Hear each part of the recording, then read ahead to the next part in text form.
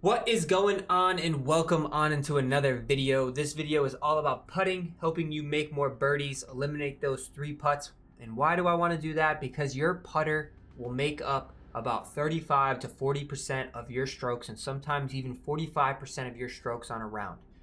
So with that, you need to have a handle of the putter, you need to be reading the putts well, and you need to be making more birdies. As always, I just ask that you like and subscribe so we get this information around to as many people as possible, and I hope this honestly helps you read these greens. So don't forget to hit that like and subscribe button. Let's get right into the video. The first thing I want to talk about is your fittings. Now this year, obviously putt path and putt weight are 2 factors that really weigh into how your putting ability goes. I highly recommend your putt path is way more important than your putt weight.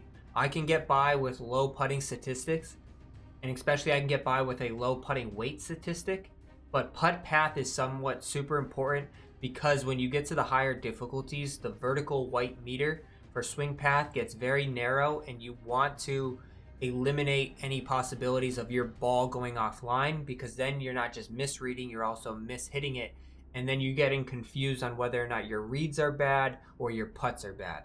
So it's something that you really want to help yourself out with. So I highly recommend getting your putt path somewhere into the 90 range. Your putt weight can stay somewhere in the 70s range. If you want to, an 80 spot is a really good spot for it. But for me, I rock 90 putt path, 76 putt weight. And that's just, and I don't think the greensman build is really worthwhile simply because you don't need to heavily front load your putting statistics like that. There's more important statistics for your irons and other clubs that will be more beneficial to you hitting closer to the flags, and you won't have to hit such long putts anyways. Now, I would normally recommend going to the practice area and practicing the putting, but to be honest, this year it kind of sucks. It's just like flat putts, boring putts, and it's nothing worthwhile. I do recommend multiple courses on, you can find them when you go into the course search.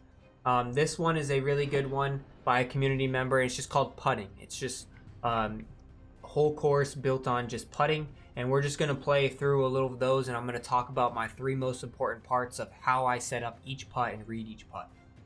A couple main things that I want to talk about when it comes to the putter, and that is how you hit the meter forward is very important. It's something that doesn't get talked about enough. If you're pushing forward harder, your putt will have more velocity to it, and it will also cut through the break a lot better. If you just tap it forward very gingerly, then your putt will be affected by the break a lot more, and you will find yourself, it's just kind of like drifting up to it. Kind of like a touchy shot compared to like a confident stroke. So there's definitely a difference between a aggressive and soft push forward. So now let's talk about the actual putting itself. The ball and how it sits on your feet will actually play a huge effect into it. And you'll see when we get into some later holes. So right now it's on a very light green, but it is on a sloping hill. So that sloping hill will start your ball in that direction. It does not fit to what real life mechanics are, where you can get it through the break before it starts actually breaking.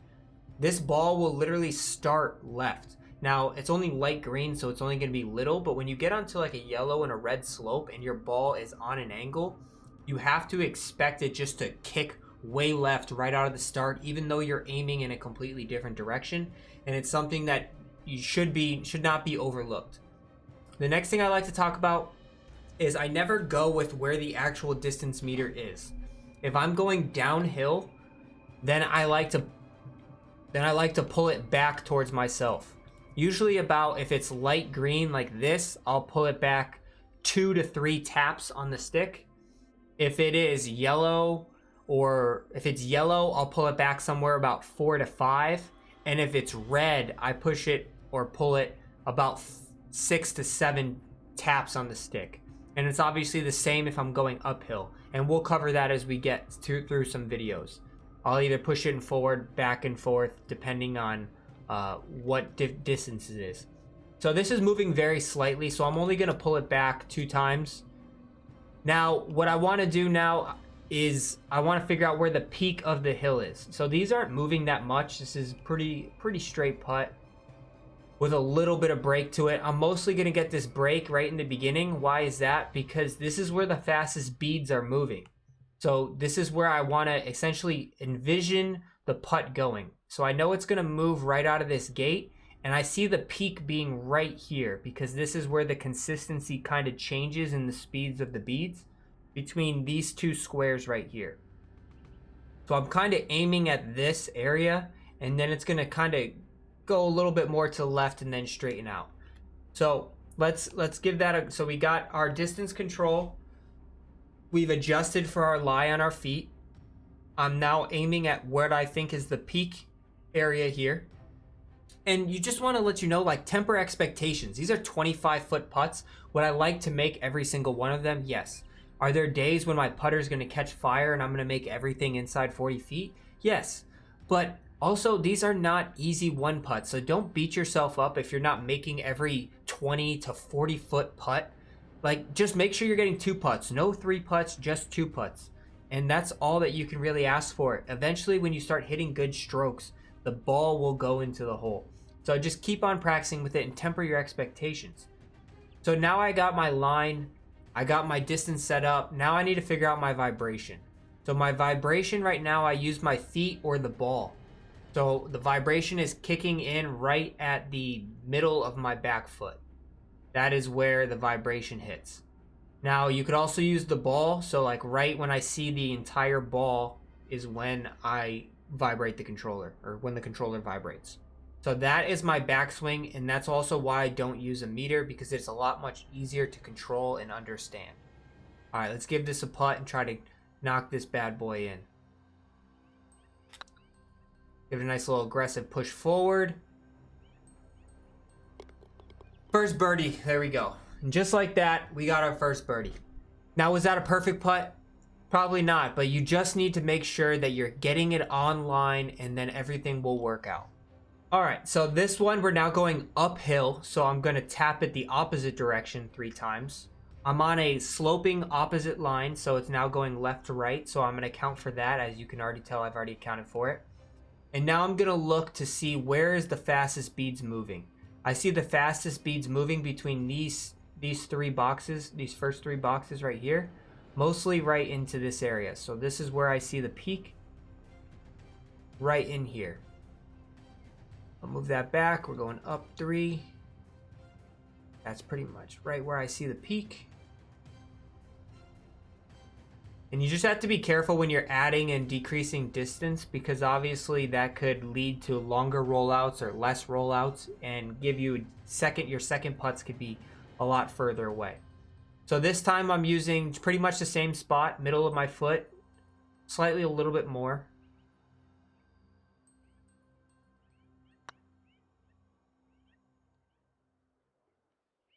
Oh, just missed it. A little bit on the low side, but that was a solid putt. If I keep on hitting putts like that, the ball will go in. I know I just needed a little bit more power. I just missed the power meter slightly there. That's on me, not on my read, and I understand that. So now we're getting into this next one. We're going up a little bit bigger of a slope. I tapped it 3-4 times as well, because we're still in that lime green, moving closer to the yellow area. I'm on a flat lie, so my putt will pretty much start where it needs to start. And where do I see the fastest beads moving? I see the fastest beads moving in these 2 boxes right here. So it's going to come in just about, and this line is where I'm reaching the peak, and I'm envisioning it turning the corner. 1, 2, 3, 4. There's my peak right there. Distance is my back of my foot this time, not the middle of my foot. So right there.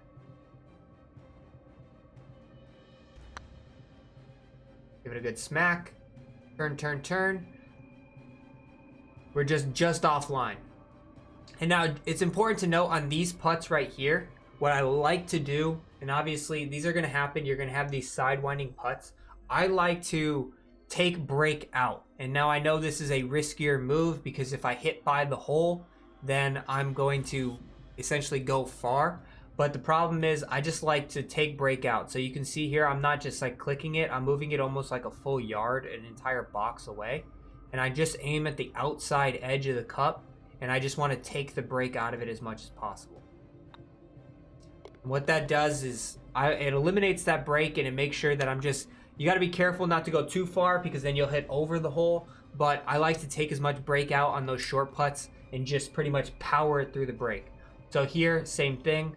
I like to take the break out as much as possible, hit it right on that edge, and eliminates the break. And obviously, like I said, it is a higher risk because you have the ability for it to go a lot further, but it's more likely to go in or hit the edge of the cup and lip out and stay right near the cup. I'm more confident with that. If you're not confident with that, then you're going to have to die those in and still read it just like we are reading all these normal ones. So this one is kind of a two-breaker. You can see we're going up the hill. These are the fastest moving beads right here. In this area, we are on pretty much a flat lie. And then right at this last bit, you can see here, it's going to kick back to the right, but not really. It's pretty much going to just straighten back out. So we're going uphill on a yellow slope, so I'm going to hit it up 4 times, between 4 and 5 times in that area. It is no exact science. I'm aiming at the peak that I talked about before. And this is a double breaking putt, 29 feet. Like, your probability of making these, if I give you 10 putts of them, maybe 6 out of 10. Once you get the line figured out. So, you know, if you're not going to make it, just make sure you're in a good 2-putt range. I'm using the back of my foot again for my distance control. Give it a good smack. Oh! The lip out. The lip out was just a hair low, but that's a heck of a putt, right? Am I not making these birdies? Yes, I'm not making these birdies. Would I like to be making these birdies 100%? But I'm right there with these putts, and I'm just a slight touch left and right. And on my good days, they will drop. So these are the ones where a lot of people struggle. If you're on any sort of red slope going down a hill, you want to move this meter pretty much all the way right to where it starts turning red. So you can see here, it starts turning yellow to red. And your make percentage here is pretty low. We're on a double breaking putt. Now you have to ask yourself, is it moving faster right to left or left to right? So you can see it's barely moving left to right here, and it's heavily moving right to left here. So break this putt into 2 sections, right? The most important section is this section here. How do I want it to, where do I have to enter it to get into the hole? So I see it having to come right in this area because this is the fastest bead section. So it has to be coming along this line here for it to start turning back into the hole. Now, how do I get it right to this point? So now that's how we break it into this other section. So this putt this is the fastest beads, and then you can see it kind of straightens out. So I want it to go right along this line because that's when it's going to start turning its way this way, which will enter it in here to bring it back down this way. And as always, if you're hitting on a red slope, bring it all the way back to where the colors pretty much change. And we're really honestly trying to just 2-putt from here.